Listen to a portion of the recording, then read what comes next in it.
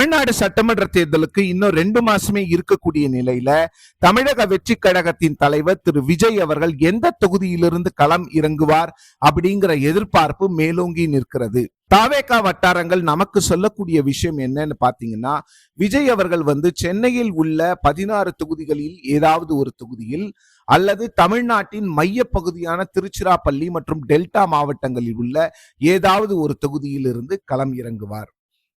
சென்னையிலிருந்து களம் இறங்குறதுக்கு 2 தொகுதிகள் விஜய் அவர்களுக்கு தேர்வு செய்யப்பட்டிருக்கிறது. ரெண்டுமே வி அப்படிங்கிற ஆங்கில எழுத்துல இருந்து ஆரம்பிக்கிற தொகுதிகள்.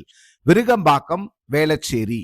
வேளச்சேரிக்கும் விஜய் அவர்களுக்கும் பெருசா சென்டிமெண்ட்ஸ் இல்லைனாலும் கூட விருகம்பாக்கத்துக்கும் விஜய் அவர்களுக்கும் ஒரு பெரிய சென்டிமெண்ட் இருக்குது. விருகம்பாக்கத்தில் அமைந்துள்ள சாலிகிராமம் பகுதியில் தான் விஜய் அவர்கள் பிறந்தார். அங்குதான் விஜய் அவர்கள் வளர்ந்தார். விருகம்பாக்கத்தில் உள்ள பள்ளியில் தான் விஜய் அவர்கள் படித்தார்.